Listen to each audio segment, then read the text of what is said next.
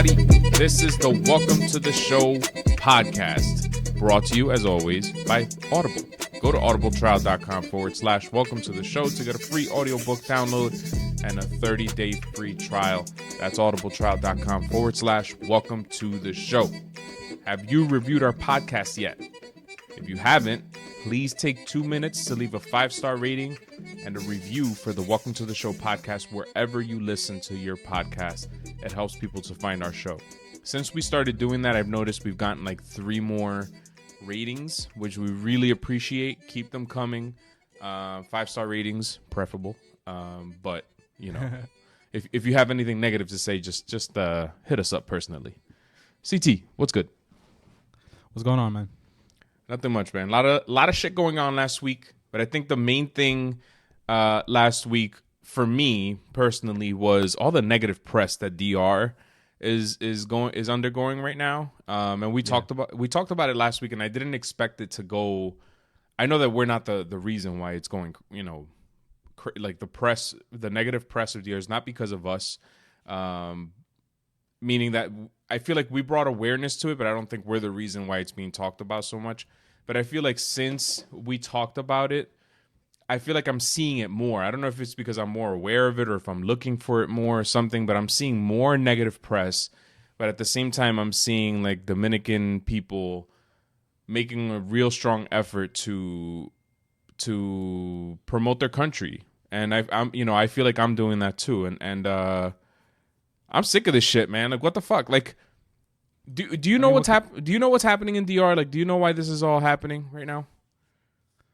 Like the root cause of everything? Yeah. Money? Well, first guess. Yeah, well, it's the whole. Yeah, it is.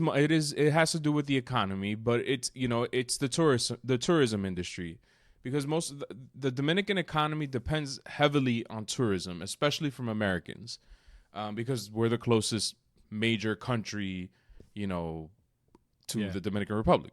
If you go to DR, we go to, I used to go every summer. Now I go probably every other summer. Over the last few years, I've been going more often for smaller stints because of family deaths and because my parents are moving from Santiago back to the country and stuff like that. Yeah. But when I go to resorts and stuff, I notice a lot of Europeans are there. But for the most part, it's a lot of Americans, especially in Punta Cana, has been getting a lot of press, positively over the last decade, maybe more. But the point that I'm trying to make is that so there have been 6 confirmed deaths in hotels, and this is why it has to do with tourism.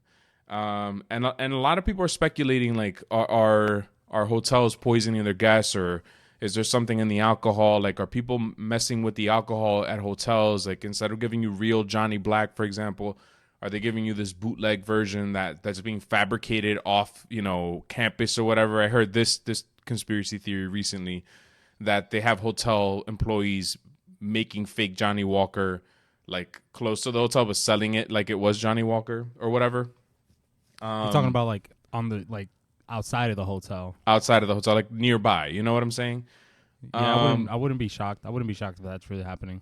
I wouldn't be shocked if that was happening, but I don't know if I would consider this unique to the Dominican Republic, and I'm not. That's not to excuse it.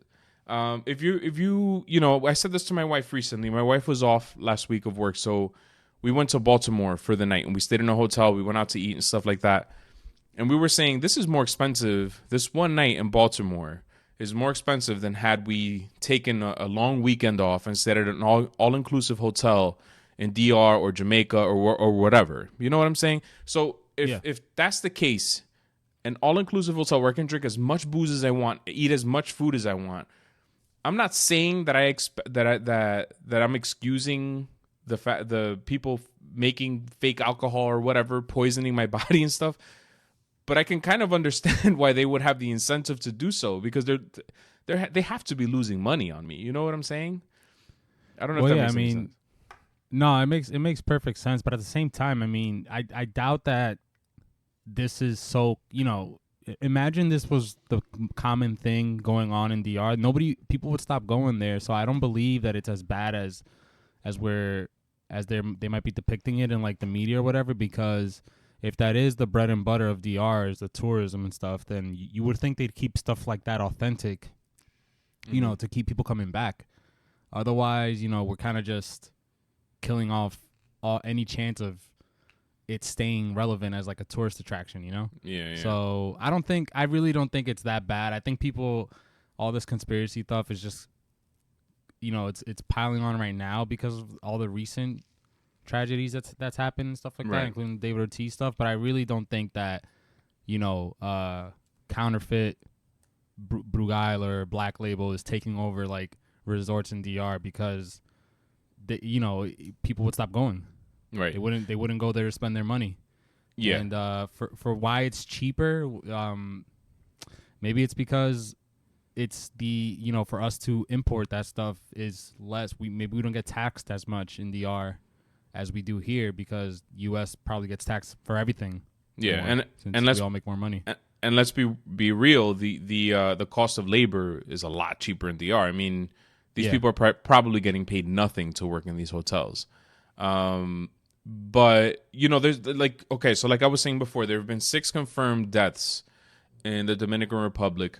And when I was doing a little bit more research on this to write this piece on David Ortiz last week, I learned that 4 of those deaths came from Bahia Principe hotels, from one hotel chain, and the other 2 deaths took place at the Hard Rock Hotel in Punta Cana, which is a new hotel. So we have 6 confirmed deaths between 2 hotels. And now there are other mysterious things that have come out, can't be confirmed, stuff like that. But just sticking with those 6 deaths, inside of those 6 deaths, one of them, the husband of the woman who passed away, confirmed that she had heart problems. And the initial autopsy revealed that she had a heart attack. So is it possible that she just had a heart attack while staying at a Dominican hotel? Just bringing that up, it's a possibility, right? We can't. I feel like we can't just write that off. Another instance was this woman who was found.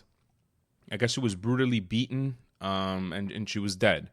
And again, reports came out that her and her husband had problems. He had been abusive with her before. Again, is it possible that a husband beat the shit out of his wife to the point that she died?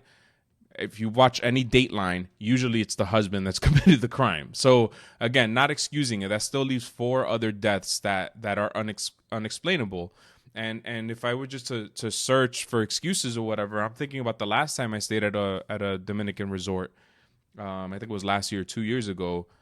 We drank so much freaking alcohol that, I wouldn't, my father, for example, not to shop, I don't want to throw my father into the bus here, but we went on one of those like booze cruises or whatever, and he probably had 2 beers, and he seemed like he had been drinking, all day. Like he was wasted. And the problem is, it's so hot down there. You drink, every day, basically. You don't consume enough water, and with the heat and all that stuff, the dehydration, you can get sick. You have to make sure you stay hydrated. You have to make sure you don't drink the Dominican water. You have to drink bottled water, filtered water. Could that have happened? Could it have been that these people were just drinking too much at all-inclusive hotels and got sick or whatever? I don't know. Wait, so with going back to those 2 deaths that you mentioned before with the heart attack and the abusive husband, you're saying that these reports are linked they're linked to DR resorts, or they happen in DR resorts, and is no one drawing the line and saying that this wasn't due to a DR resort, that it's well, the thing is that people that there are other theories floating around, because the woman who died of a heart attack had drank from the minibar, and the other deaths that occurred, the connection is that they all had a drink from the minibar in the hotel room. So they're saying that somebody might have like compromised the minibars or whatever. But again, could it be that this woman just had a heart attack? I guess the point that I'm trying to make is that people are jumping to conclusions too quickly, and any death is inexcusable. Like what I'm saying is we don't need to paint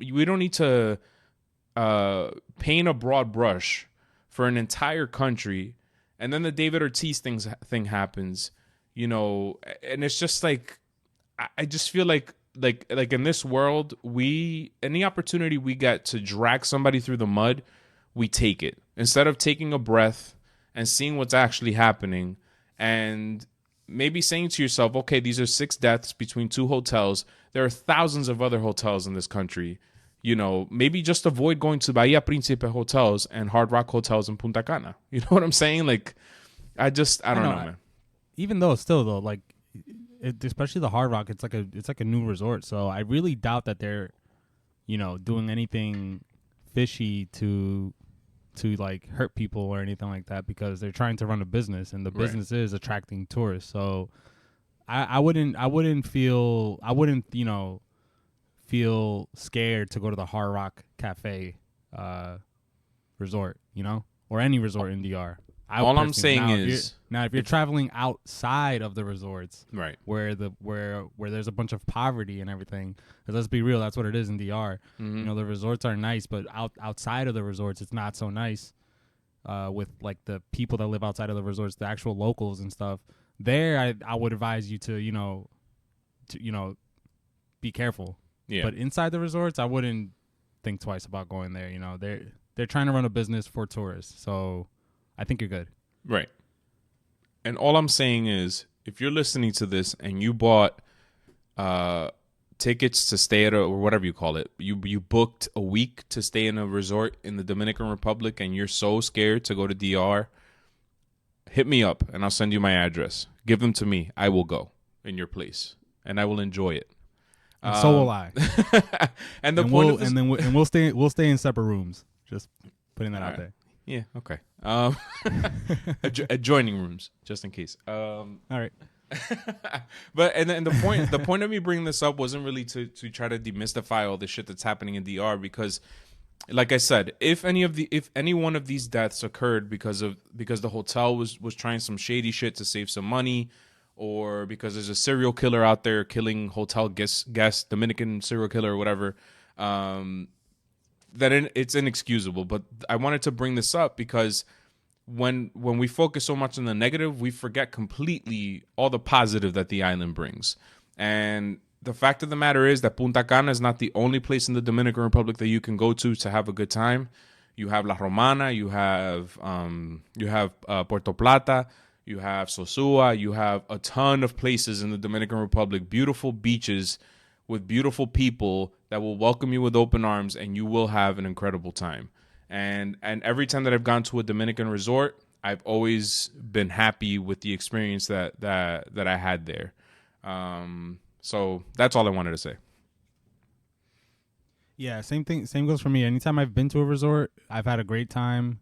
I've only been to resorts in DR, and you know, it is what it is. It's a getaway. It's a resort. All the workers cater to you. Mm-hmm. There's plenty of stuff to do inside the resort. You could pay for excursions where people, you know, the workers bring you to that spot. Don't go by yourself. You know, don't go try to explore the country on your own, because then, you know, that's where I think you might run into trouble. And by the way, let's not act like. And by the way, not act like DR is completely safe, but I think that's everywhere in the world, like you said. Like, even America, exactly. You can't just go anywhere alone. Right. That's what I wanted to say. And this isn't unique to DR. Any country, any, you know, Caribbean island that's riddled with poverty, there's going to be crime. That's just the nature of the beast. And the fact of the matter is that the Dominican Republic is a third world country. Especially where these resorts are. If you step, I don't know if you've noticed, but I feel like every time you step out of the resort, it feels like it's the poorest town. I don't know if because you're going from like the most beautiful place in the world, paradise, to like the reality, or what it is. But yeah, they're super impoverished. So yeah, don't travel at night by yourself. You know what I'm saying? Don't go outside of the resort unless you're with somebody that you know, or with a local that you trust or whatever. But again, I would say the same thing if you went to, you know, Cuba or to Jamaica or even to Puerto Rico, which is essentially another state in the United States of America, and not just Caribbean islands either. If you fucking, you know, roll into a dangerous neighborhood in the United States, like, I would say the same thing. You know what I'm saying? Like, it's not unique to the country. So like, let's just stop with the bullshit already. Yeah, and I mean, look at Atlantic City, right? Like, Yeah. the casinos are all fun and games and stuff like that, and it looks like a nice area. The casino you're going to, if it's not Harrah's is kind of crappy these days, but I mean, for the most part, all the casino resorts are really nice to stay in, and they have their own things. But if you travel outside of Atlantic City, if you know the actual town that Atlantic City's in, it's not the safest town. So I don't know if that's because of all the people they had to evict to build that stuff, you know. I don't know what it is, or maybe all the money that goes in through there. Maybe there's a lot of corruption on the outside of it to make it work. I don't know. Yeah, but you're right. It's wherever there's a resort, that area around it is usually not the best area. Yep. And I just have one quick story, because I did go to Jamaica with my wife a few years back. I think it was before we had kids, and we took a chance, and we went to the resort, and it's all American food, as we know. And we were like, what the fuck? We traveled all the way to Jamaica. Like, we want to have some Jamaican food. So we did travel outside of the resort without someone that we trusted. And see, I don't know if I would do that. It was super shady. But I have to say, we returned safely. We had some amazing food. I didn't get sick afterwards. We treated everyone respectfully. And in some ways, I walked away feeling like, oh, these people probably appreciated that. These people felt comfortable enough to walk out. But at the same time, would I do that again? No, I wouldn't, because you don't know what situation you're getting yourself into. Like, at least in the United States, I know which neighborhoods to stay out of. In that situation, we're going into whatever situation blind. We had no idea what the hell we were getting ourselves into. So the area did look shady. Like, it didn't definitely, 100%. So it looked poor. Oh yeah. Oh man, see, I don't know if I would do that. Yeah, I know.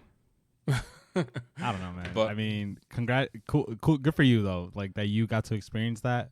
But I think that I'll live to see another day. No. I would never do that again. I don't advise anybody to do it. Yeah. But yeah. All right. I think I'm done with the DR talk. All right. So today we're going to talk about the Yankees. So they made a big move this past weekend, trading for Edwin Encarnacion. We're going to break that down a little bit for you guys. Then we're going to talk about the balls being juiced. We have some proof that the baseballs are being juiced this season. We're going to jump into some NBA talk. The Raptors win the NBA Finals, and the Lakers acquire Anthony Davis from the New Orleans Pelicans. And then we might try something else a little bit later. Maybe CT has some questions for me about politics or current events or whatever, and we'll do that. Let's jump into the first topic. The Yankees acquired the home run leader, the American League home run leader, Edwin Encarnacion from the Seattle Mariners, for minor league prospect Juan Then, who was ranked like the 25th prospect on the Yankees organization. He instantly becomes one of the Mariners' top prospect. I saw somewhere that he's a top 10 Mariners prospect, so his chances of playing went up. But apparently the Seattle Mariners were being offered more from the Tampa Bay Rays in terms of prospects, but the Rays didn't want to take on the rest of Encarnacion's contract, which, including the buyout next season, would total like $8 million or some shit like that, or $8 or $9 million. The Yankees decided. What's that? Go ahead. I'm sorry. Go ahead. Sorry to cut you off. Go ahead. The Yankees decided, we'll take the rest of his deal, but we're going to give you a lesser prospect. So the Mariners decided, let's give them to the Yankees, because their plan is, I guess, is to clear as much money as they can from their salary so that they can, I guess, make big splashes next year. I don't know. But basically, the Yankees stole Encarnacion from the Rays. That's what this move was about. And this prompted the Yankees to option Clint Frazier to AAA, which has gotten a lot of people talking this week. And before I jump into that, I cut you off before. What did you want to say, CT? My bad. No, like, I'm just confused by the Rays. Like, why can't they spend money? I don't know, man. Why can't they take on a contract $8 million? That's not that much money. For Encarnacion, who can definitely help your team at this point. I don't understand it. I think their payroll is like $65 million, which is the lowest, I think, in MLB, and they can't afford to take on. And they have I don't know, man. It doesn't. They make have any the lowest sense. salary. They have the lowest salary in baseball. So, and the thing is, this wasn't even something I wanted to talk about real quick, but I wrote my weekly hitter power ranking thing today, and Trey Mancini was in the top 10 last week. And it got me to think, would the Rays make a move with Baltimore? Would Baltimore trade one of their top players to the Tampa Bay Rays? Because clearly the Rays are willing to give up, top prospects for hitters. And Trey Mancini's a really good player. He can field. He's young. He's not worth a lot of money. He'll be a free agent, I think, next season or the year after. What about that move for the Rays? I feel like, that would be good. And I don't feel like the Orioles are in any position to be picky with who they're trading with. Mm-hmm. Like, I feel like the Mets would never trade with the Yankees and vice versa. But the Mets, as bad as the Mets have been these last couple of years, they've had a roster set up well enough that people, at least hope that they can get to the wild card or the playoffs. So I feel like the Orioles aren't in any position to draw the line anywhere. I think they got to take what they can get. So you're right. Maybe that the Rays are going to fall back on Trey Mancini and everything, but still, I still don't understand if it's about money. What are the Rays trying to do? Like, are they just trying to? And they're I don't know. They're the real deal. Clearly, at this point, I mean, we're almost halfway through the season, and they're still, one of the best teams in baseball. So I agree with you. Why not go at Encarnacion in Tampa Bay? He'd hit like 50 home runs this year. Seriously, but I'm not complaining because the Yankees got him. And he's in the lineup tonight. You like that move? You like that move, huh? I do like the move. And a lot of people are saying shit like, oh, well, I thought we were supposed to get pitchers and stuff. Who's to say that this is going to stop the Yankees from getting pitchers? You know what I'm like? Well, this doesn't stop them. My question with getting Edwin Encarnacion is, what are you going to do with Voit? And what are you going to – okay, you have Voit, right? So what would you do with Voit, let's say? Luke Voit is the first baseman. I think Encarnacion is your DH, your everyday DH. And the thing with what I wanted to talk about was what it means for Clint Frazier, because I think that out of everybody in this deal, the person who got screwed was Clint Frazier, even though I agree with the move to option him to AAA. The fact of the matter is, if he was an option to AAA yesterday, he was going to get option to AAA tonight or tomorrow, because with the Encarnacion trade, you had 3 options to option to AAA. You had Mike Tauchman, who's most definitely going to be optioned after tonight because Stanton is supposed to come back tomorrow. That's option number 1. Option number 2 was Clint Frazier, who, again, was going to happen anyway yesterday or today. And option number 3, actually, there's 4 options. You have Brett Gardner and you have Cameron Maybin. You're not going to option Brett Gardner to AAA. How often do you see a guy on the last year of his deal, a veteran player who's played for one team this whole time, get options? Can you imagine them doing that to Derek Jeter on his last year? I know that it's not apples to apples, but it's kind of similar. Yeah. And the difference between Clint Frazier and Brett Gardner, Clint Frazier's way better offensively, but Brett Gardner is not a liability on the field. So, and again, he's a veteran talent. Cameron Maybin's been playing really well, but I think he's gonna go next. When Aaron Judge comes back, what are you gonna do with Cameron Maybin? You know what I'm saying? Like, no, yeah, all solid players, but you're right. No one's gonna start over Judge. But okay, so Voit is the first baseman, Encarnacion's the DH. What are you gonna do with Stanton? So Stanton's gonna be just the permanent right fielder. I think that when Stanton comes back tomorrow, he's gonna be the right fielder for the team. Encarnacion will be the everyday DH. When Judge comes back, Gardner's gonna be moved to the bench, and he's gonna be the guy who gives Stanton, Hicks, and Judge a break every so often. Stanton will go to left field. Aaron Hicks stays in center, and Judge will be your right fielder. I think that's what's going to happen. And Encarnacion is going to be your everyday DH. So I always like to look at a team like the full picture, right? Like if the playoffs started tomorrow, what's your lineup looking like, right? And this just seems like more of home runs and sacrificing defense. No, I'm not going to say strikeouts because I read a good point that one of our fantasy members make that he has one less strikeout than Trout. So, yes, I had the number in front of me. I don't have it anymore. Edwin Encarnacion is currently sitting at, wow, I'm blind. 55 strikeouts for the year. I don't think that's that bad. But again, it just seems like the Yankees are really live by the home run, And like I said, I don't want to make excuses, but the Red Sox won their championship on the back of their offense last year. So, You know, but they weren't. But at the same time, to your point, they weren't a strikeout or home run team either. They did a lot of different things, and so that concerns me, is that we're bringing like another similar player to the rest of the roster. He doesn't bring anything else other than his power. But the lineup is kind of fucking scary. In my opinion, is really scary with him in it. Yeah, like you would think. And again, I'm always thinking of how the team would look in a World Series scenario where you do have to, where you can't always use the DH or anything like that, right? Yeah. So how would this work? You know, you're gonna, let's say Encarnacion becomes one of your best hitters. How does this work with Voit and Stanton? And you know, I feel like you guys got 3 DHs on your team that should be in your starting lineup every day. Kind of. I'm not saying Stanton's defense is so shitty, because I don't think it is. I think he's a decent defender, but he's not a great defender. You know, I just feel like you guys are sacrificing more defense. The comparison that you get often is that Bryce Harper, from the outsider's perspective, is viewed as a decent defender, and Giancarlo Stanton is a better defender than Bryce Harper. So okay. I'm okay with him being in the outfield. I think that I understand what you're saying. You have a lot of options now, and somebody's gonna have to go to the bench, and you don't want to see that. Like you're gonna have to give an Aaron Judge a day off here and there. You're gonna have to give Aaron Hicks a day off here and there. You're gonna have to give Giancarlo a day off.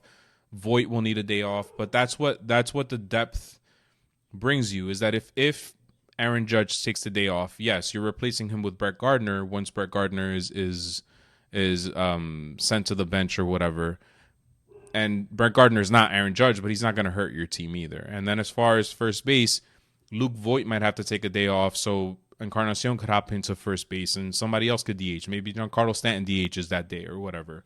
I don't know. These things, what I've noticed in baseball is that these problems arise, and they tend to fix themselves. At some point this year, I hope that this doesn't happen, but somebody else is going to get hurt. I mean, DJ LeMahieu was supposed to be a super utility, and he's been our most consistent player on the team. And he's been a tremendous second baseman when Gleyber Torres had to play short.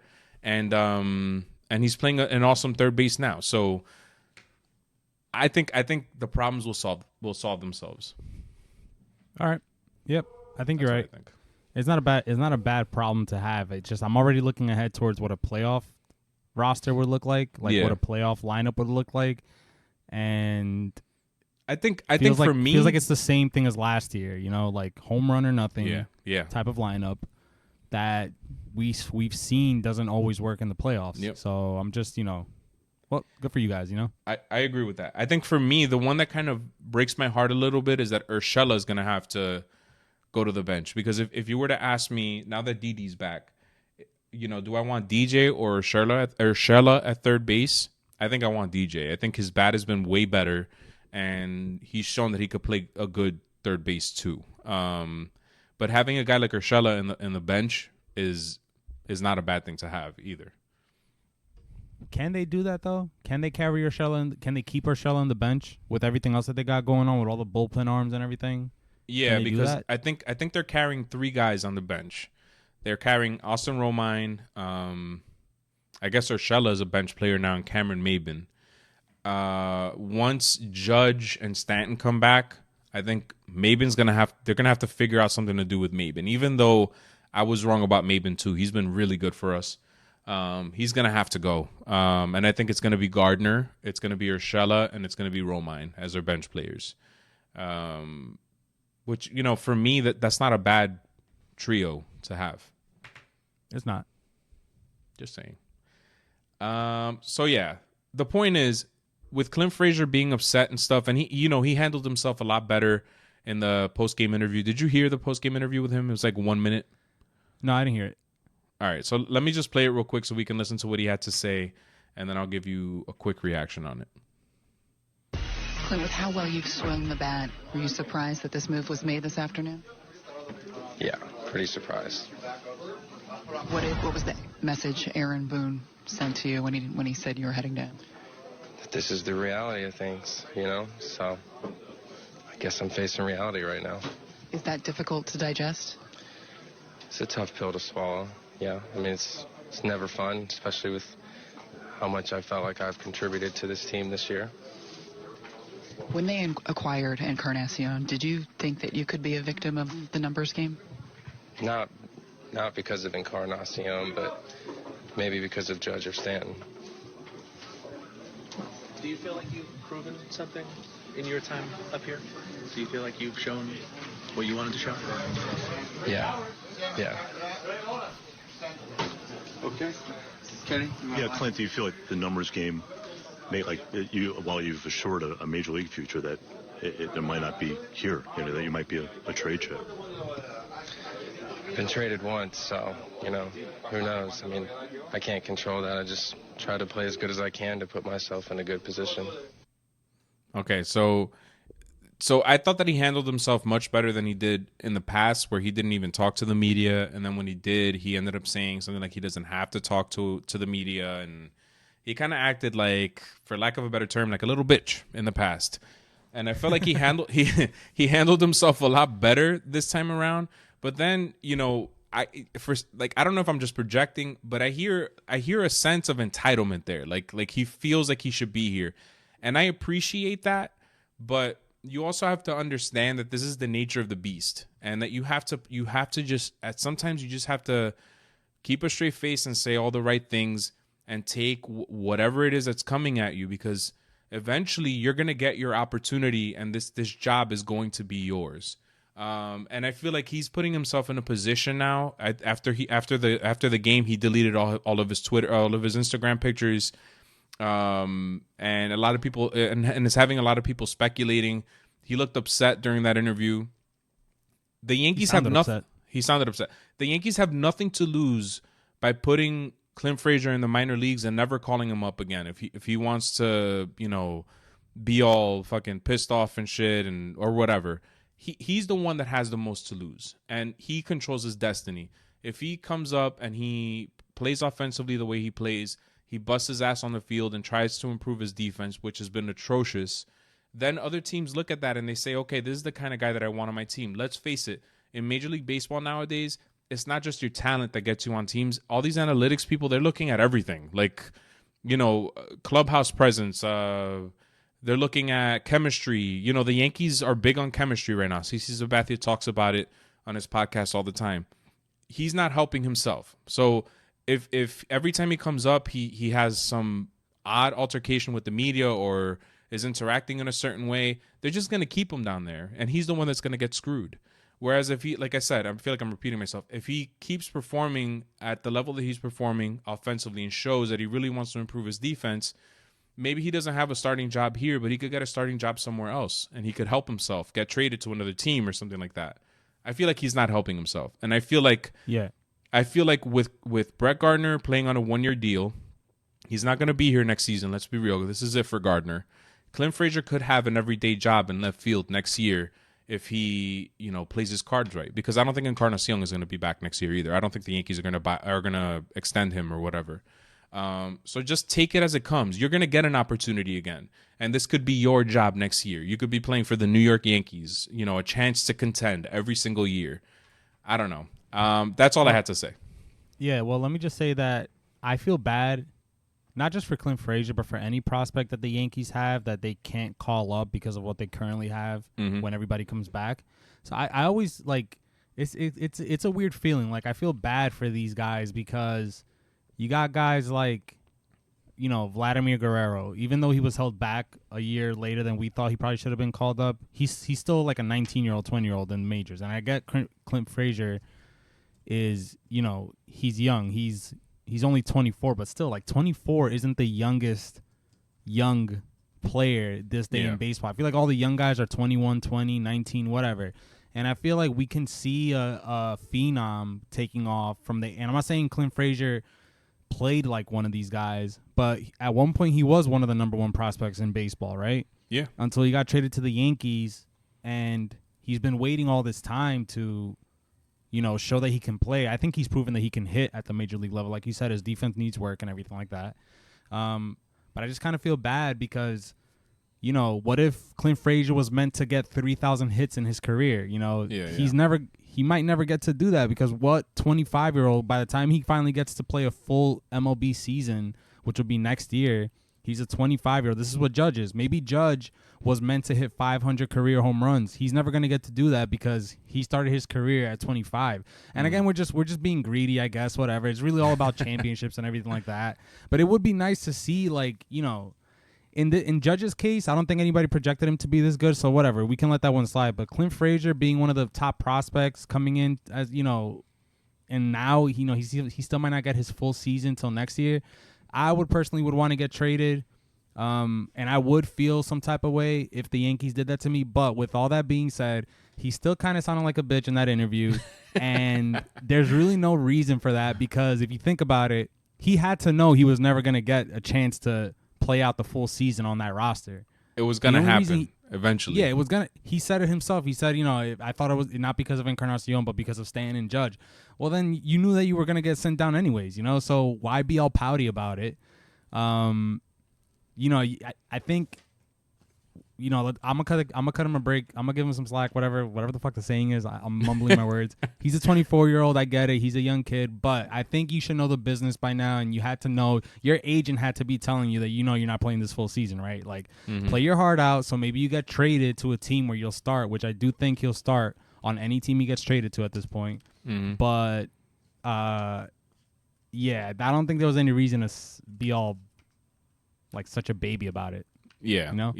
Yeah, it was gonna happen eventually, and my point is, you know, on some level, you control your own destiny. If Clint Frazier stays the way he stayed offensively, and he cooled off a little bit when he went on the IL for 10 days about a month ago, but he still has, I think I saw somewhere that he still has the same OPS as Mookie Betts.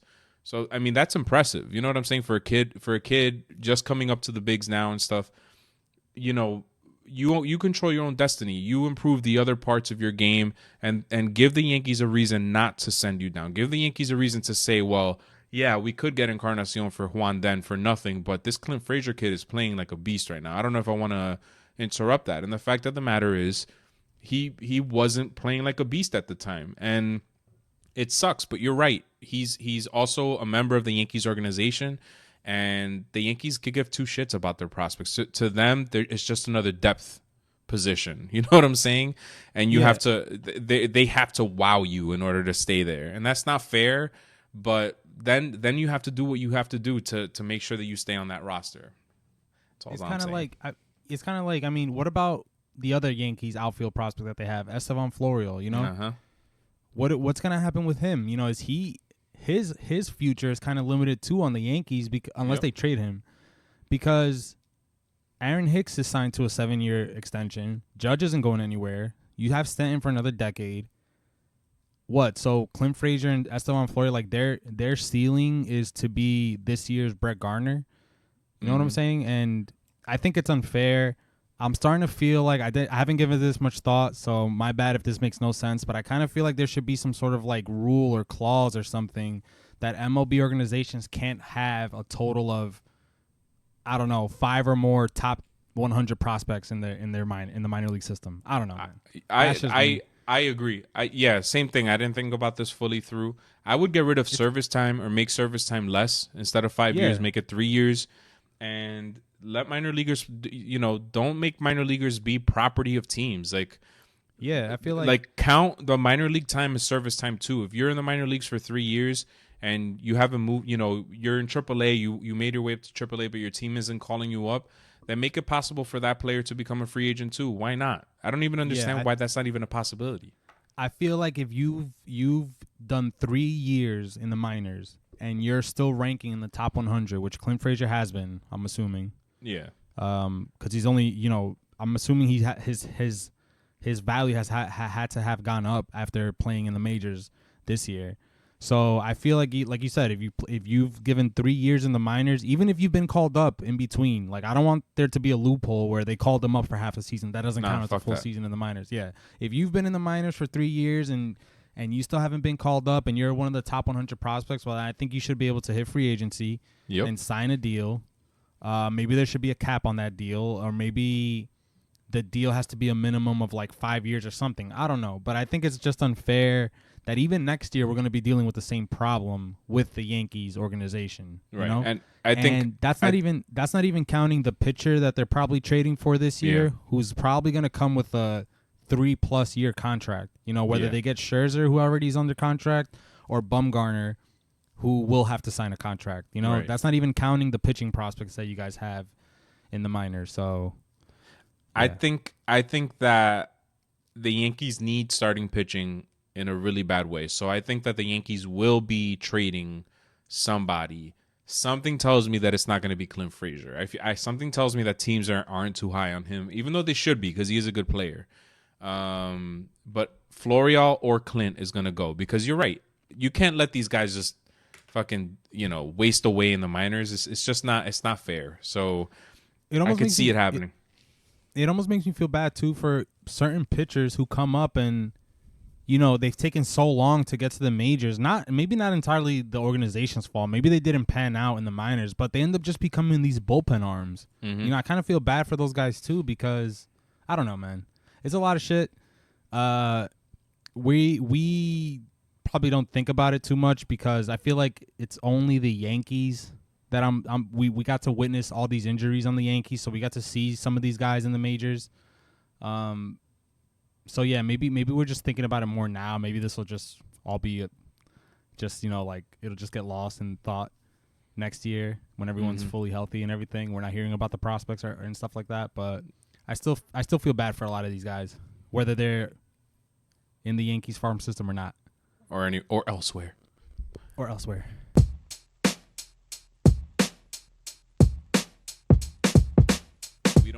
So there's a segment on, I think it's Bill Maher that does it. I don't know it for a fact, but I know that it's true. I know that the balls are juiced in baseball, because this season is already the 46th ranked season by home run total out of 119 seasons.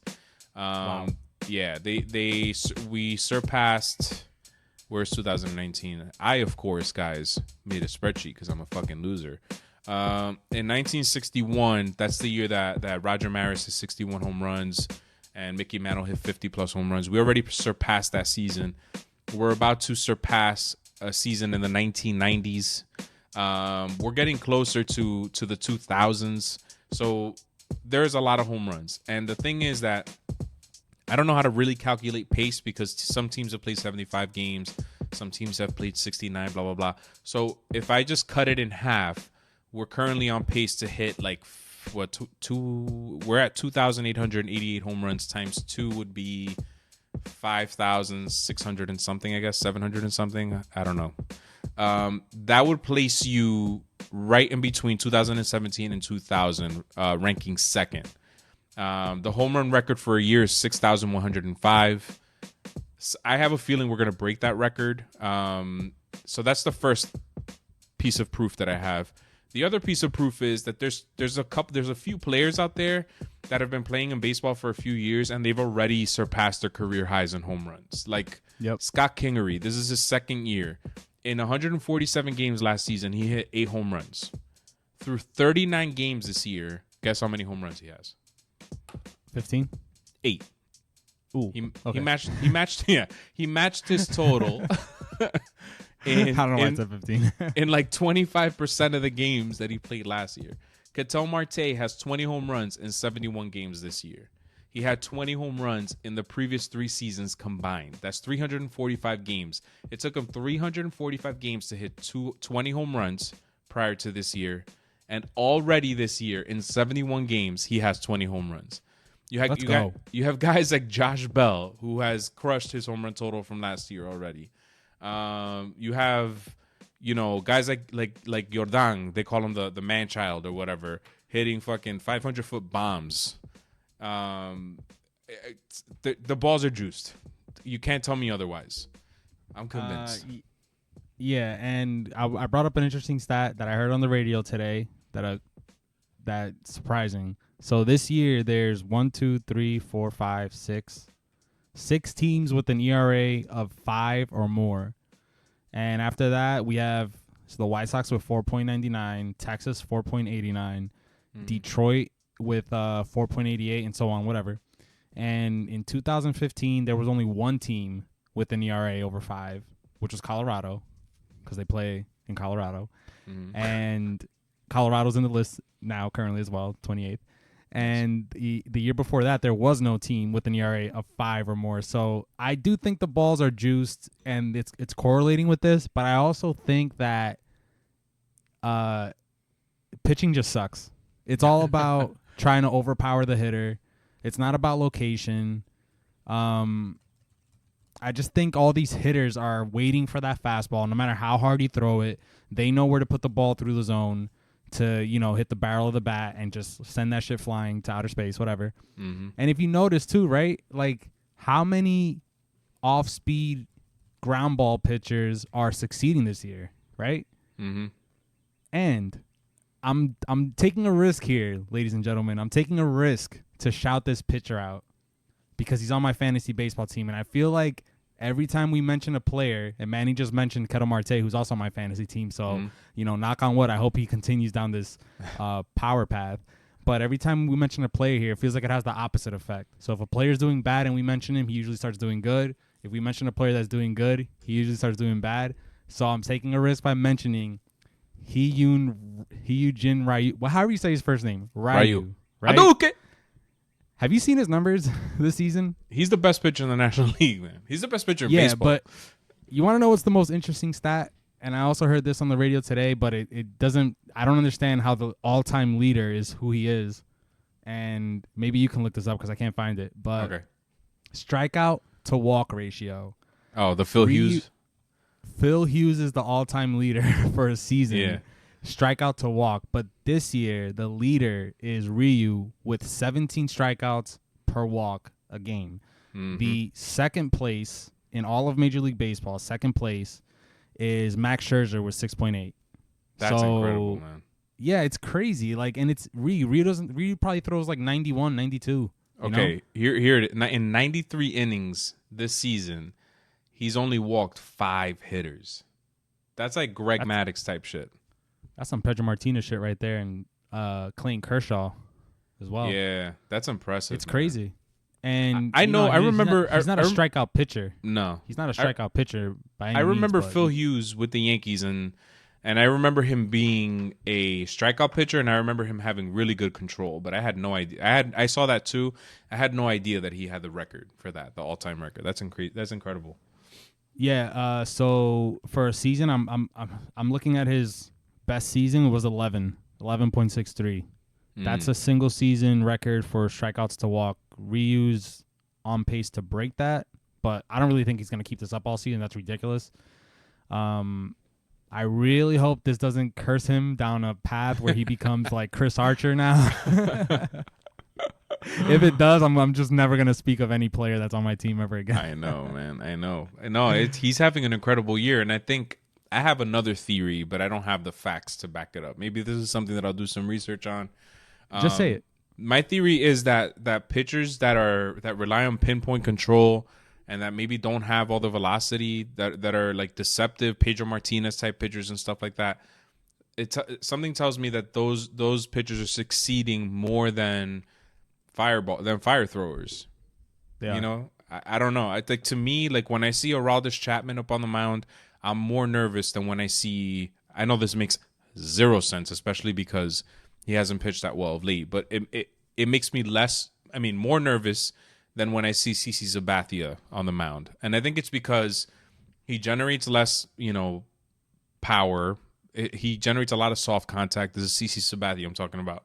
And because he can't rely on his fastball anymore. He has to try to deceive the hitter.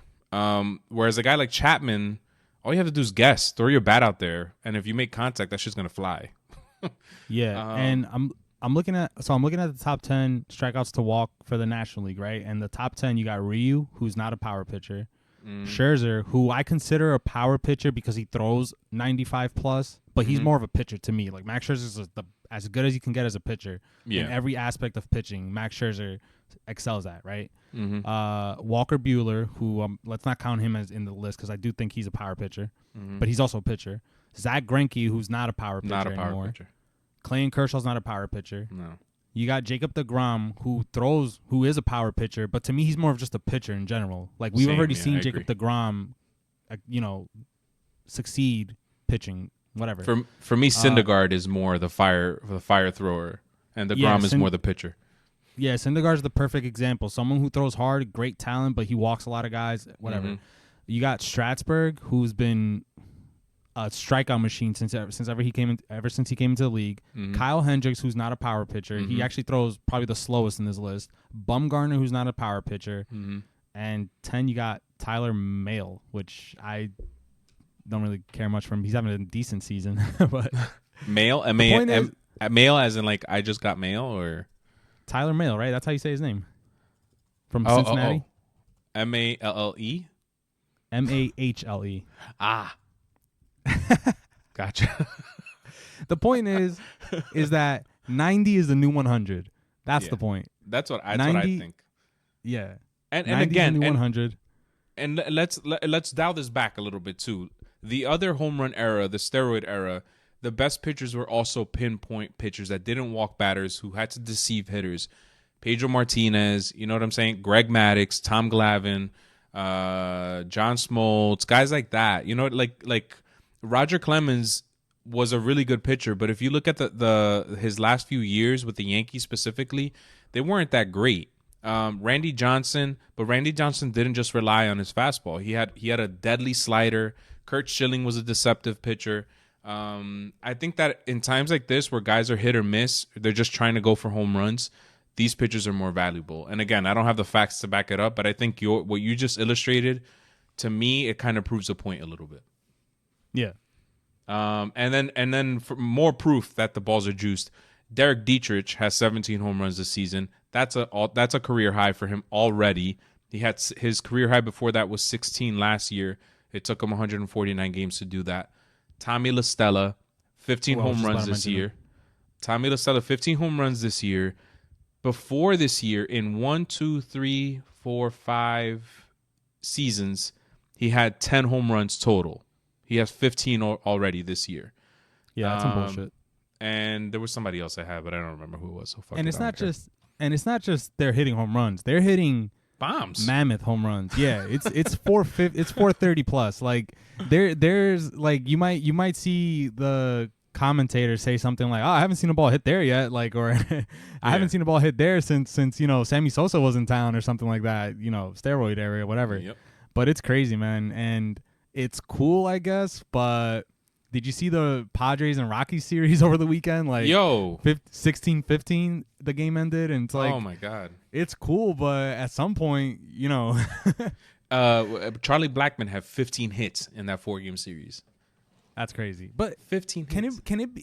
Can it really be as simple as the balls are juiced? You don't think that, and I know there has been studies done on it that the balls are different, but I think they only found the difference of 3 feet, right? That the ball carries maybe a foot to 3 feet more than it normally would have. Do you really think it can be just as simple as saying that the balls are juiced, or do you think it's a combination of the balls might be juiced, pitching kind of sucks? Yeah, those are actually the only two things that can come to mind right now. But I think it was Scott Miller of Bleacher Report. I think it was Scott Miller. I'm not sure, but he pointed out how that it's not just the balls. He pointed out how launch angle has gone up as well. So you're right. It could be a combination of the pitching being subpar or not being subpar. That people are relying, that people only care about speed right now. If you could touch 100, you're gonna make it to the big leagues. That hitters are trying to hit the ball in the air more, and then the ball too. Maybe you're right. Could climate change have anything to do with it? That's possible too. And also, in what kind of air does the ball travel further? In dry air, right? So here's maybe, but here's where I never bothered to really research this because I just kind of keep playing the video in my head. But the year that they had the home run derby and the All-Star game in Yankee was Stadium? it no San Francisco. Okay. I think it was. They did this whole sports science thing, and this one scientist went through this whole speech about how the cold air, the ball travels faster through cold air because it's less dense or something like that. Some crazy shit. And at the end of it, he wrapped it up kind of like, so basically what I'm trying to say is that you got to hit the ball pretty hard and then you'll hit it out. It was basically like a big joke, but I kind of ran with that in my brain all these years, that if it's colder, the ball travels further. And I don't know if that's true or not. So yeah, I'm just wondering with climate change and the fact that we apparently live in Seattle now because it's always raining over here. I know. Does that have anything to do with it? I don't know. But let's be real, ballparks are getting smaller too. Like the new Yankee Stadium is the same dimensions, but the ball travels further in it. So that goes to your point. But in all, like Citi Field, for example, people were bitching because the walls are too far back. So they've been bringing them in like every year since they built it. So they're just trying to make home runs more common in baseball, I feel like. Yeah, and I can't help to think that the bad pitching has more to do with it than the balls being juiced, because even though, Colorado's always going to be Colorado and Arizona and all that stuff, but I think Baltimore leads the league in home runs given up in their stadium, and they have the worst team ERA. They're the worst pitching stat. They're the worst team in baseball, pretty much. Them and the Marlins, obviously. They are. But the Marlins pitching isn't the worst. They have some pretty good pitchers. Like, even though Pablo Lopez, like, the numbers don't translate, I think Pablo Lopez is a decent pitcher. Caleb Smith has turned out to be a pretty nice pitcher, and they have some good prospects, whatever. But Baltimore being the worst pitching staff and also leading Major League Baseball in home runs given up, at least, when I checked it about a couple weeks ago, I kind of think that shitty pitching has a little bit more to do with it as well. You might have a point. We'll stuff this in our back pockets and come back to this at another time. But I think that there's some good points that were made here. I think the strikeout to walk ratio illustrates something important about the type of pitchers that are succeeding. I think you're right that maybe climate change has something to do with it. Maybe there's something that we should look into a little bit more. That would be interesting. And the launch angle thing too. I know that launch angle gets brushed off like it's too dorky and shit. But if guys are literally just trying to get the ball in the air more, then you're going to see more home runs. You're also going to see more strikeouts, and we are seeing more strikeouts too. So, I mean, maybe it's not just the ball. There are other factors at play as well. The fact of the matter is, it's very rare to find a hitter like Vladimir Guerrero in today's game. A guy who can literally just put the ball in play whenever the fuck he wants, no matter where you throw it. There are guys like that, but not at his caliber. And if we go back to the 90s and the 80s, the bigs were filled with guys like that. You had your Wade Boggs, you had your Tony Gwynns, your Ichiro Suzuki's, guys like that. And I feel like those types of hitters don't exist anymore. So what we do see a lot of is we see a lot of Adam Dunns and a lot of Aaron Judges now. You know what I'm saying? So yeah, maybe it's not all the ball, I guess is what the point that we're trying to make here is. So this segment was brought to you by Audible. Just kidding.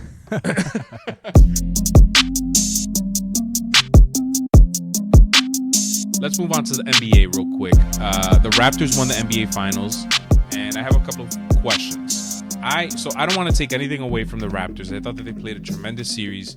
Kawhi Leonard is not human, and I want him on the Knicks. I know he's not going to go to the Knicks, but I really want him on the Knicks. But do you think that had Klay Thompson finished out that game, do you think the Raptors would have won that game? I think it's more of like... Nah, I think the Warriors would have won that game. Mm-hmm. But I think that... I don't know if I can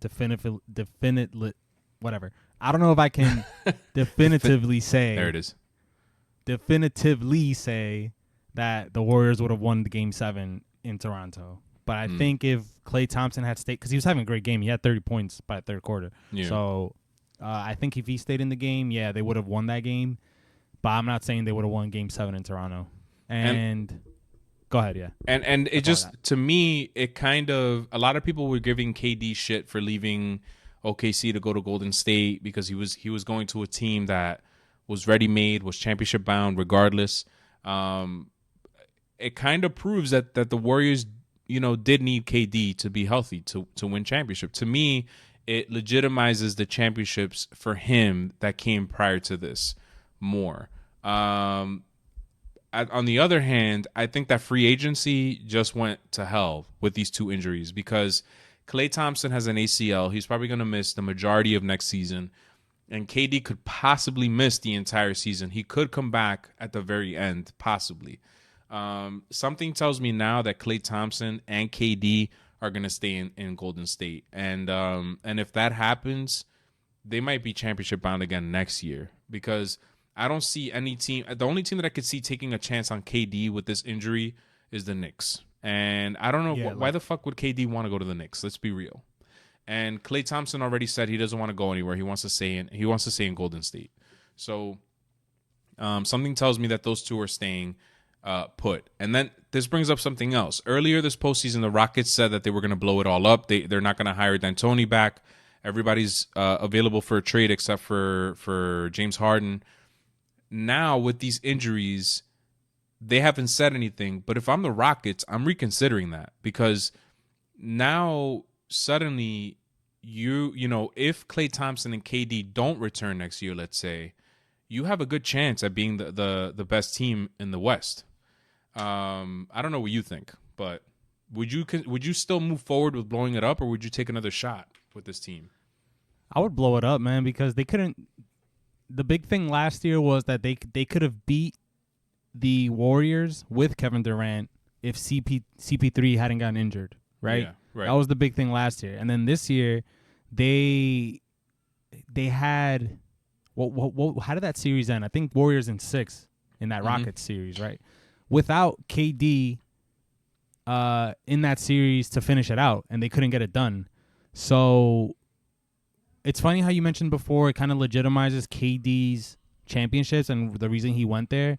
It kind of does and it doesn't because they were a 72-win team before he went there, but they didn't win the finals that year. And that was my argument. When everybody was like bashing Durant, I was like, wait, if you think about it, they didn't win the finals. If the whole reason is to win the finals, well, then they kind of do need Kevin Durant. They couldn't, that 72-win team couldn't beat LeBron and Kyrie Irving Cavaliers, Right. But at the same time, Kevin Durant was injured. And once he got injured, they didn't lose a game in the playoffs until the Raptors.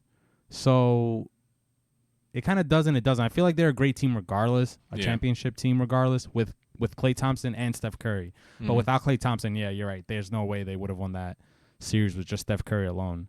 Klay Thompson I think he's been a great player this whole time, but he just proved to the world how valuable he is to that team because this guy's a fucking killer, man. Like I saw a stat somewhere that Steph Curry has taken like 8 game finishing shots or whatever, and he hasn't hit one of them. Last 20 seconds in playoff games, he's 0 for 8. So and that's I don't want to take anything away from Steph Curry. The guy is a beast, but without Klay Thompson there, I don't know if Steph Curry could do this by himself. I think Klay is a big part of it too. He almost reminds me of like a Scottie Pippen. Like not that Scottie Pippen was a 3-point player, but he's like an underappreciated number 2 on that team. And I'm not even counting KD because I'm talking about guys that are homegrown Golden State players. So yeah. Back to Klay Thompson's a killer. He's a two-way player too. He plays like great. He's like the best best defender too. But back to the question about the Rockets. I would blow it up because you saw the Lakers got a lot better. That's another thing too. Now you have Anthony Davis and LeBron, but is that enough to take you to a championship? LeBron is a year older. As good as he was last season, he didn't look as good as he normally is. I don't know. Yeah, that's the thing. That's the thing. Chris Paul's 34. He's going to be 35 next year. And do you see how much he's making? Oh my God, it's crazy. Yeah. $38 million. Before the Melo trade to the Knicks, there was this whole talk that there might be the big 3 in New York. CP3 or whatever, it was going to be Melo. That would have been so stupid. Yeah, it would have been Melo, Chris Paul, Melo, Chris Paul, LeBron, D Wade. Yeah, Chris, the 4 buddies, the butt buddies, the guys that they're not going at each other's throat when they play each other. They want to hug and take pictures and stuff, which is cool. But I think that's something that people miss from like the old days, you know. And I remember I remember being most heartbroken when LeBron didn't come, but then I was also really heartbroken when CP3 didn't make it to New York, because I point guards for me. I love point guards. I don't know why, but like over the last few years, he's been getting on my nerves. He has, man. He complains about everything. Oh my God, man, he's a little bitch.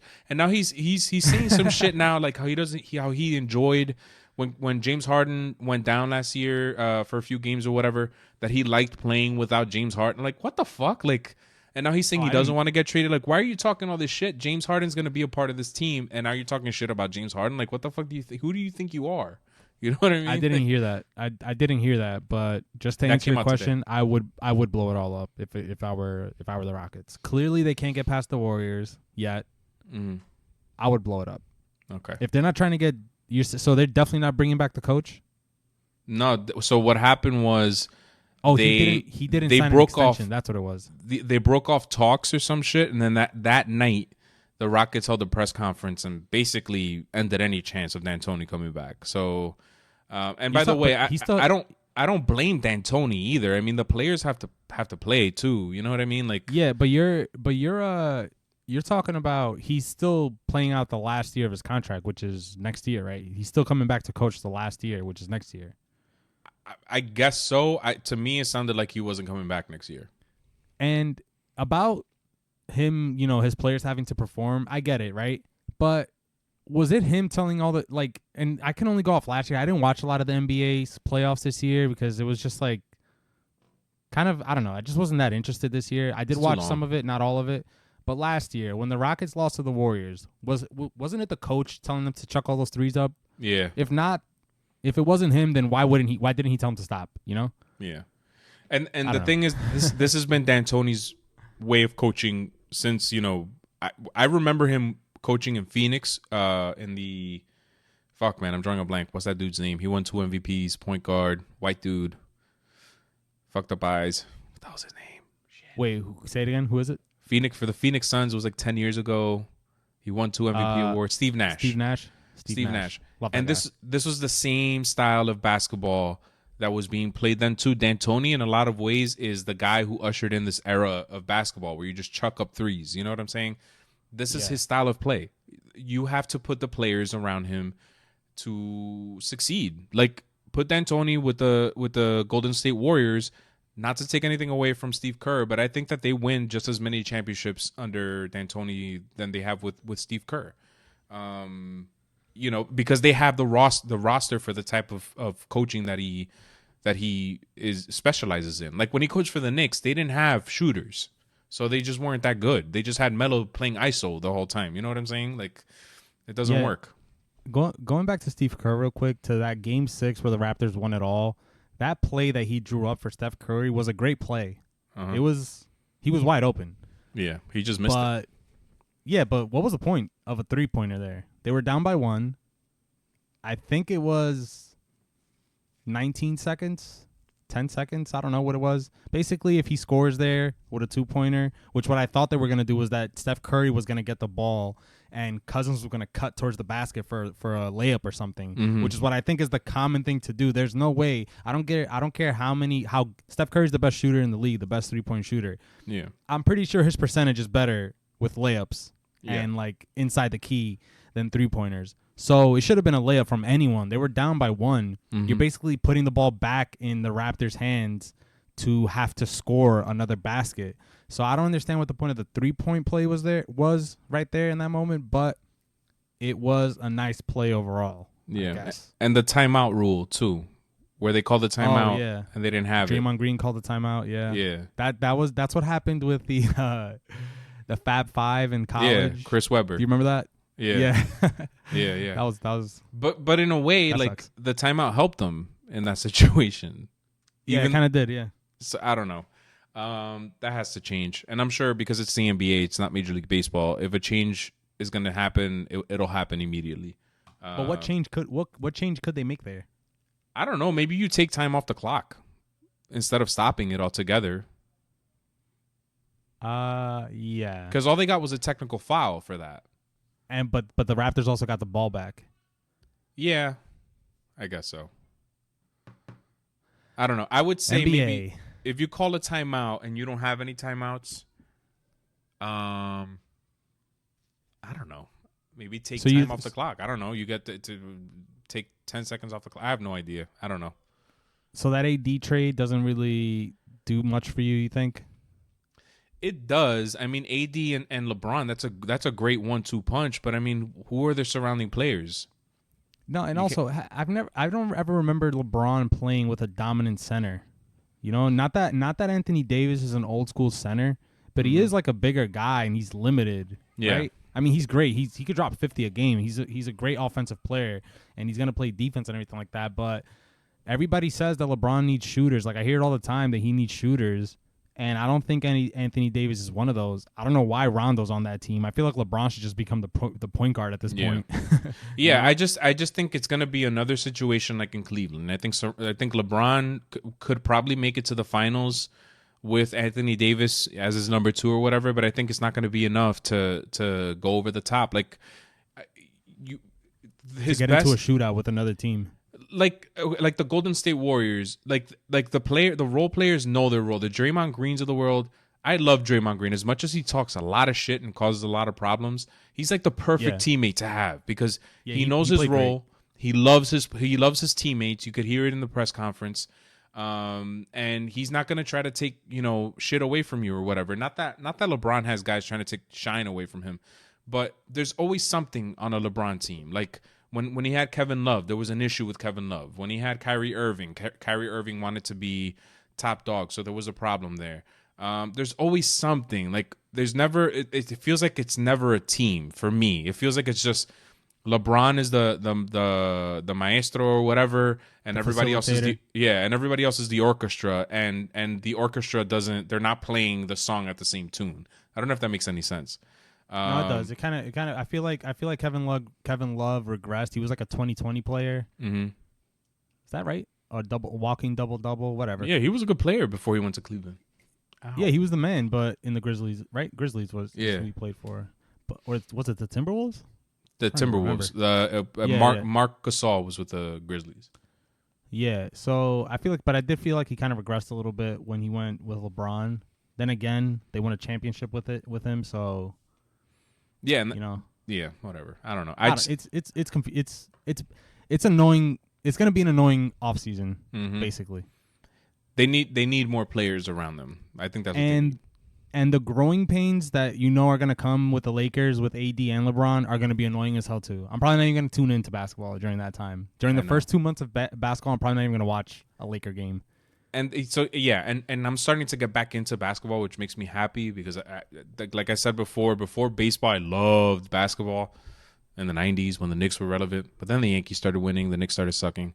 Let's not get into it. Anyway, but the thing that I hate about basketball is that there's no continuity. Whereas with baseball, you got a game every day. You have your Mondays off maybe or a Thursday or whatever.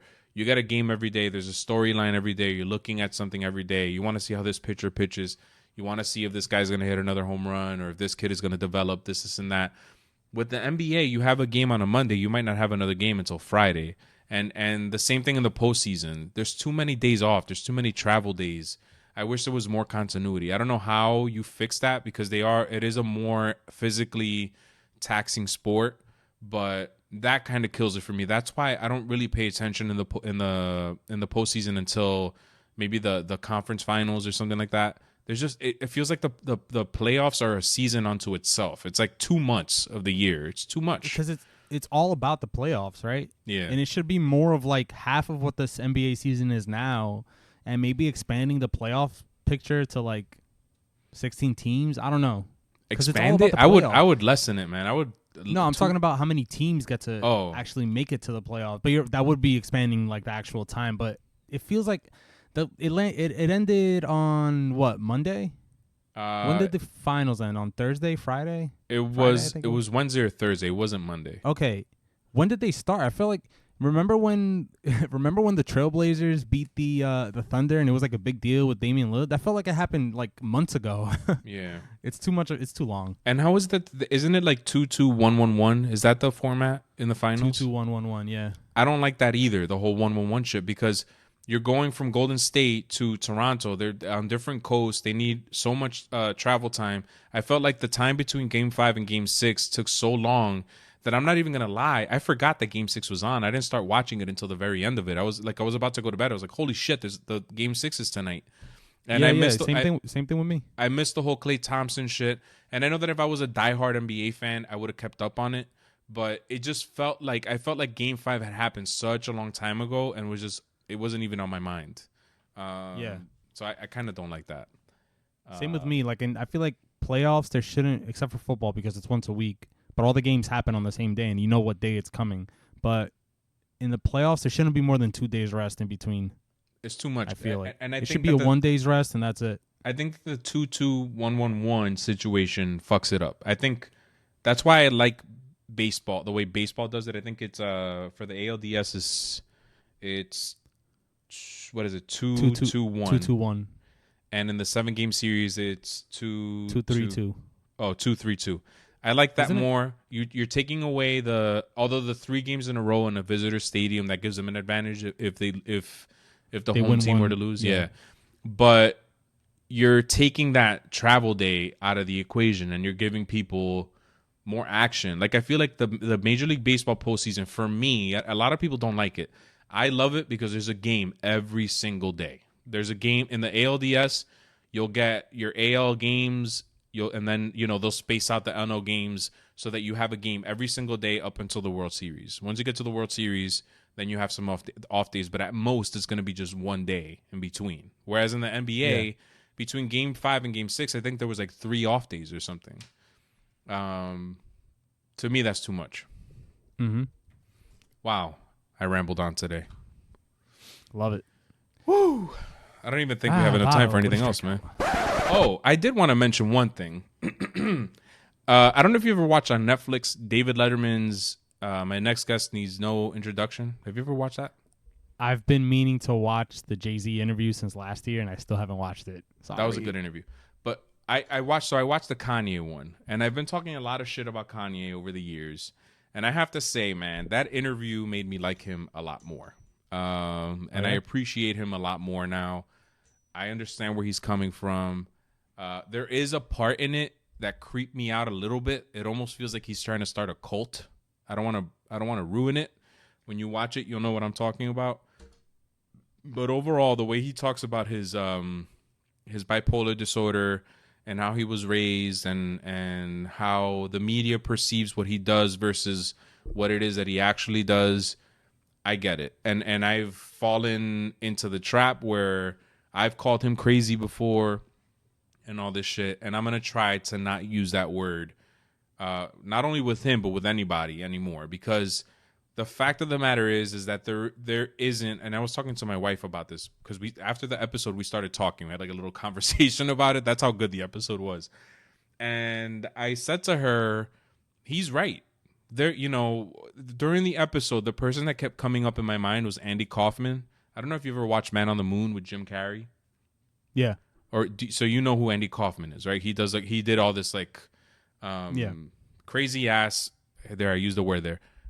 Bits where he would go on Letterman and say, Jerry the King Lawler is going to come and kick my ass in the middle of the show, blah, blah, blah, whatever. And it would happen and people would be like, what the fuck just happened on Letterman last night? Anyway, Kanye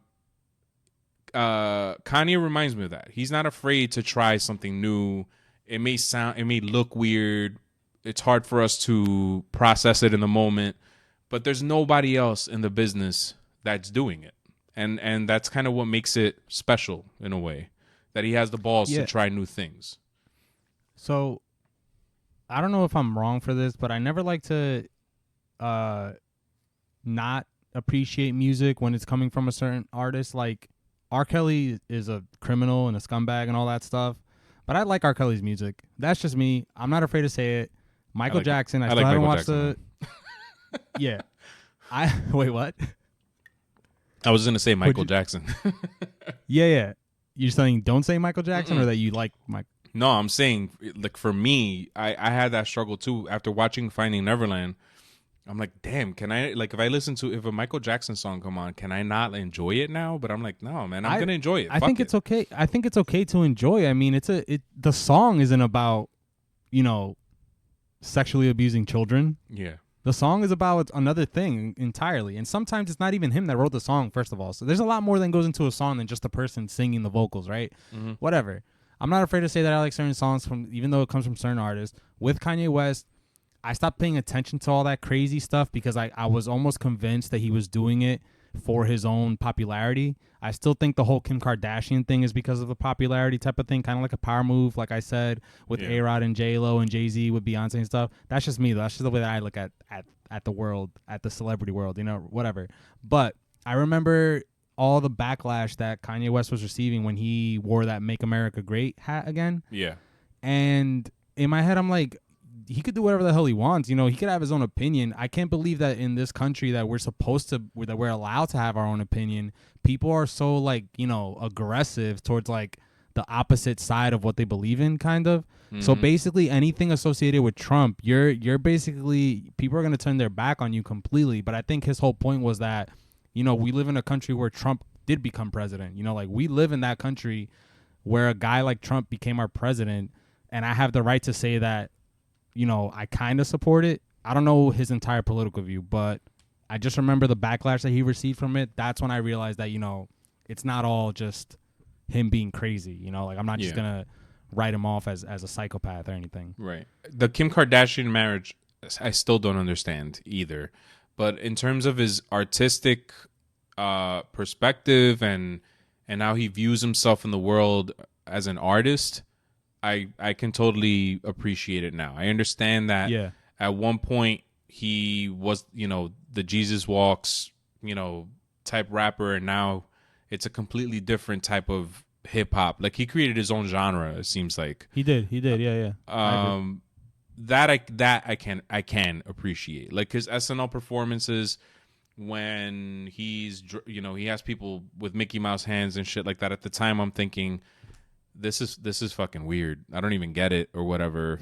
After hearing him talking about what his mindset is when he does these things, I get it. I understand, and I the reason why I respect it, and I kind of sound like a hypocrite because I did talk so much shit about it in the past, is that I consider myself to be an artistic, creative type person, but I'm afraid to show it. Like I'm afraid to put it out there and let people judge it and being rejected and stuff like that. He's not. And that takes a lot of, that in and of itself is a huge accomplishment. And who am I to criticize him for doing something that maybe I find to be strange and weird? There might be millions of people out there that completely get it and understand it, and good for them. You know what I'm saying? So I'll never criticize him for his art anymore. And I appreciate him a lot more after that. Yeah, there's not too many people that could go through like the backlash that he went through and come back and have like just as good as a career as he's currently having. I feel like if he dropped an album tomorrow, it would be number one for the next month. What kind of reminds me of? Miley Cyrus. Do you remember a couple years ago she went on that whole phase? She was doing a bunch of crazy shit. Yeah, I'm talking about like she was. Yeah, I remember. Remember that whole meme that came out of her performance where they were like they had the chicken. Yeah, it was like on the MTV Movie Awards or something. Yeah, but now she married the guy that she's married to, who's one of the Hemsworth twins, right? Yeah. And I feel like she's back to being Miley Cyrus, like one of the biggest celebrities in the world. Mm-hmm. So yeah, those are very similar, kind of in my brain. Then you got people like that don't come back from certain stunts like that. Yeah, exactly. And the other thing too that I appreciated about him is that he acknowledges that he has the resources and stuff to deal with his disability. Like he was saying how he stopped taking medication. He's bipolar or whatever because he felt like it was compromising his art. And when it happened, me and my wife were like, well, that's a horrible message to send to people. Don't take your meds or whatever. And then as soon as we said that, the next sentence was, but I have tons of money where I can have somebody come and check on me to make sure that I'm not, falling off the rails or whatever. I'm not calling for people to stop taking their medication. I have the means where I can do it, but you know, if you don't have the means, you should definitely continue taking medication. I'm like, okay, well, you shut me up with that one. Like, you acknowledge that you're super rich, so you can have people take care of you, so that you can. So yeah, maybe not taking medication for you isn't as bad as someone else not taking their medication, because you have a backup system and you can afford to have a backup system. And I'm just like, fuck, man, stop being so nice. Fuck. Sorry, man. Anyway, I always thought Kanye was a musical genius, and that's why I'm like, even when he started doing this crazy stuff, I'm like, you know, he is a different guy than the regular artist, you know? And he might go down as one of the biggest artists ever. And if you look at all the other biggest artists ever, Michael Jackson, R. Kelly, even Prince had his own. I'm pretty sure Prince had his own, conflicts. Controversies through his career. But guys like that, man, they always have their thing, you know? Mm-hmm. I agree. And there's something else that we forgot to mention. A couple of weeks ago, it was reported that Jay-Z is the first hip hop billionaire.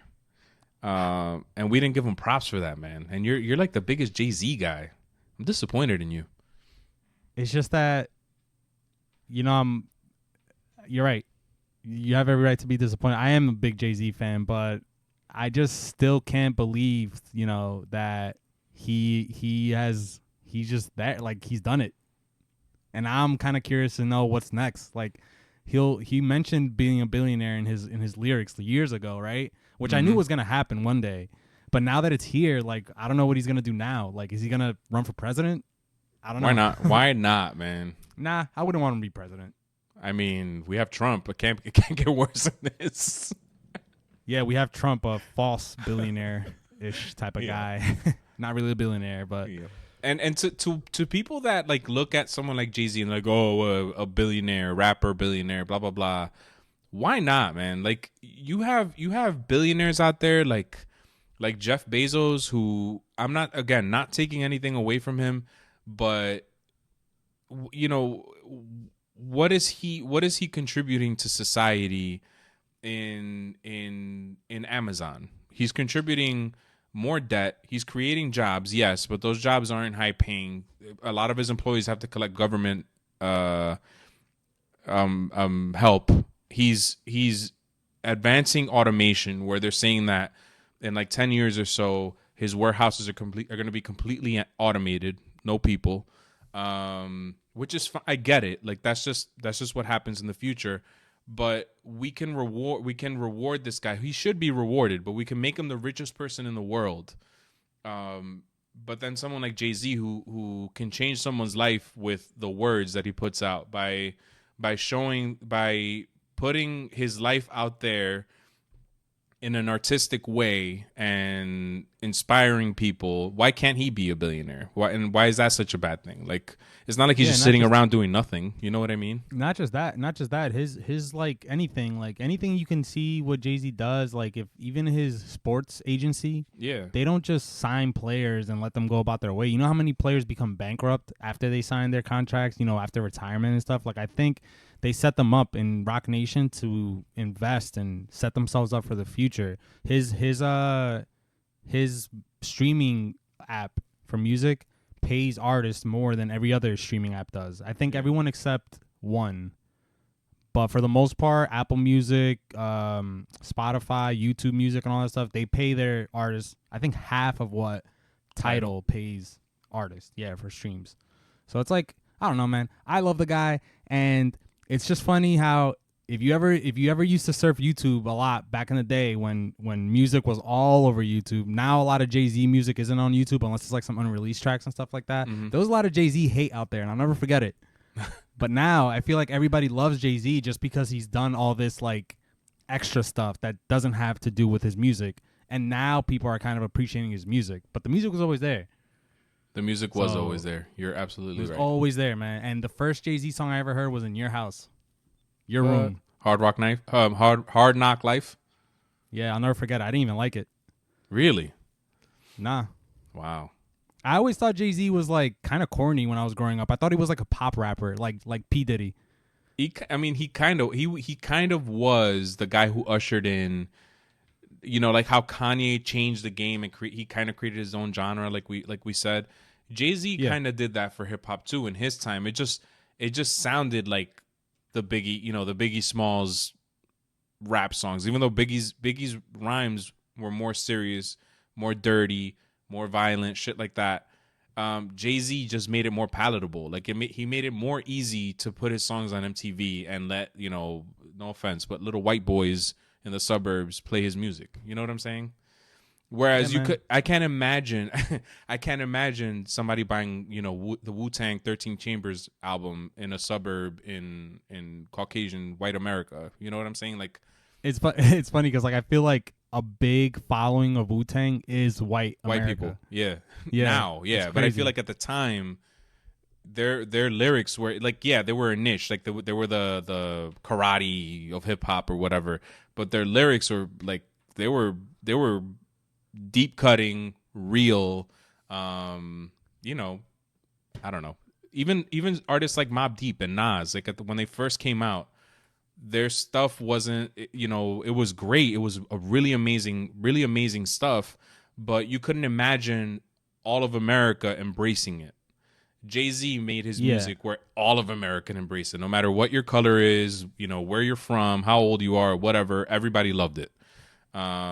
This is great. I can't believe we're talking about Jay-Z on this episode, man. Wow. All right. With that, let's end this. I'm gonna end it like this: Jay-Z over Biggie, Nas, Tupac. Any of your favorite rappers? Jay-Z over them. Okay. All right. I'm not even gonna respond to that. All right. Jay-Z's a better businessman. He's not a better rapper. No. Don't start. Don't let me. We should record another episode if you really want to get into why I think he's a way better rapper. Not way better. Let me stop. My position is that Nas is the best rapper of all time. That's my position. And You're entitled to that opinion. We can finish this at another time. All right, whatever. You're struggling with that one, huh? No, I just personally think he's a better rapper than Nas, like by far. Oh my god! And I'm talking about like on a scale of 1 to 10, I'd put as a rapper, Nas as like let's say Jay-Z's a 10 in a scale of 1 to 10, I'd put Nas at like a 7. Wow. On a scale, yeah. Okay. I'd put Biggie at like an 8. Okay. Or like a 9-ish. It's not fair to compare. He only had barely 2 albums. Yeah, you're right. Okay. And Tupac, again, this episode is way too long, but I never really liked Tupac. I'm just gonna admit that right here, right now. I think you should go back and listen to Tupac. I can't, man. I don't know. It's like the beats. I can't really get into the beats. I don't know. I was never a fan. I pretended to be a fan for a while, but I'm ready to come out. Start with the pop hits with Tupac. Like start with like the songs that start with the verses on songs that got him like radio play, and then go from there. All right, fine. I think you'll be impressed. Another one I wasn't a big fan of, still am not, is 50 Cent. 50 Cent. Oh my God. How could you? I know. And he was big in my college days. And I remember just being like, ugh, I hate this fucking guy. Go back and listen to his songs. 50 Cent is a different type of artist to me, but I still can't put him in any top whatever because he kind of gave up on music. Mm-hmm. So I don't think if he dropped anything today, I think it would generate views and streams and stuff like that, but not like it used to. Like I feel like if Jay-Z dropped an album today, it'd be bigger than a 50 Cent album. And it shouldn't be like that because 50 Cent is more recent and he, as big as Jay-Z ever got in his career musically, 50 Cent surpassed that. Like the only other rapper I could put ahead of him popularity-wise is probably like Eminem. Yeah. Right? Or Drake. Or there's a lot. There is a lot. This is a long episode. We should just do a hip-hop episode. Rap hip-hop episode. I'm down. Let's do it. All right. I'm gonna sign us off, ladies and gentlemen. We apologize for going off script for like an hour there. If you haven't done so already, please give us a 5-star rating and review our podcast wherever you listen to podcasts. Our music is by BM Varga and Rapturnal Music by Naughty Productions. The artwork, the logo is by Luigi Gomez. CT. Oh, peace. Peace.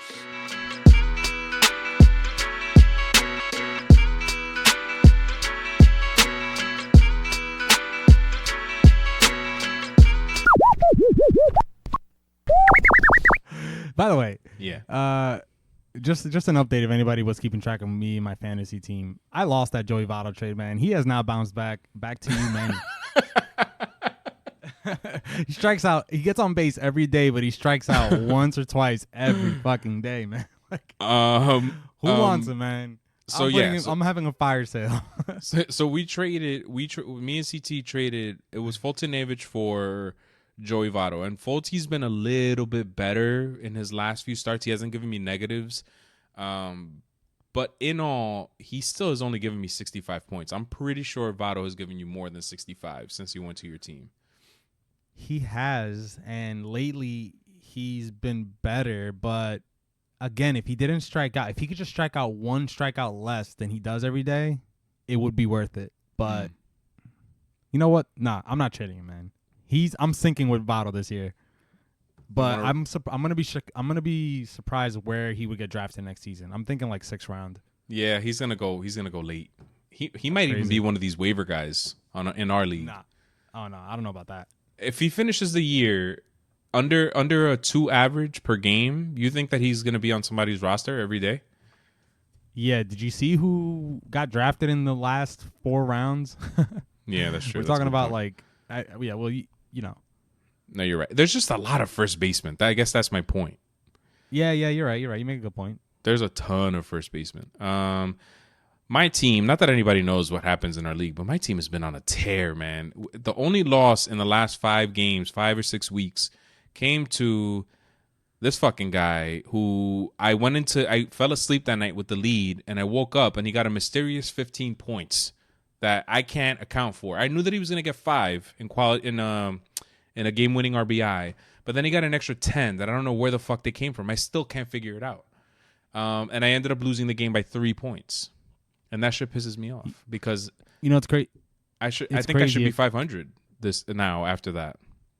You'll get there, man. It's crazy. If I didn't log on last week at all, I might have won because I got negative points from Mitch Keller, who I picked up, Trent Thorne, who I picked up, Cole Irvin, who I picked up, and yeah, that was a total of 22 points negative that I was given from those guys. So if I didn't even touch my team last week, which is some BS, by the way, because what the hell? Like, how am I supposed to know that if I don't pick anybody up, I would have had a better week? But yeah, that's the risk you take in this league. That is the risk. And I one more thing I want to say is this season for me it's starting to feel like the tightest season that we've had, because in the first couple of years it was a joke. Like, I think you and I were just scoring, and Sandy were just scoring a shit ton of runs or points or whatever every week. And I never won a championship or whatever. You did, Sandy did. Did Ivy get one? No. Sandy has 2. Yeah, he does. So it's me, Sandy with 2, and Diego. And last year my team was so horrible. I think I only had like 1 win at this point. This year, there are 10. There's 12. There's 8 teams that are within 3 games of first place, and that's crazy. One of those teams has the highest points scored in the league by a lot. It's crazy.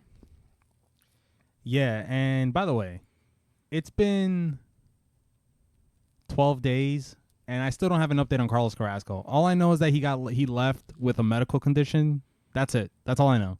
Something tells me he's not coming back this year. Nah, please don't say that. It sounded like a serious thing because they're not giving you information. You're right. Yeah. It's okay, oh well. Man. Shh. Don't shush me, man. It's gonna be okay. Shh.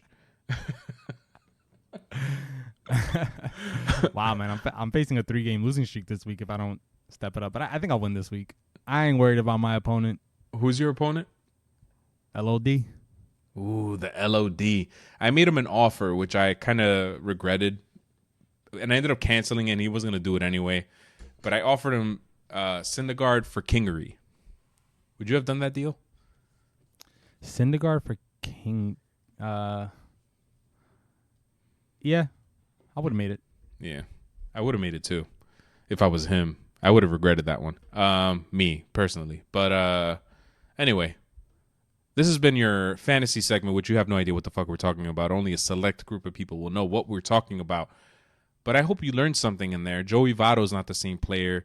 What else did we learn there? We learned that Carlos Carrasco is dealing with a serious injury, and we have no updates. So if anybody has any updates out there, please just let us know. We also learned that Fultonavich has been better, but still not good enough. So we did learn a few things there.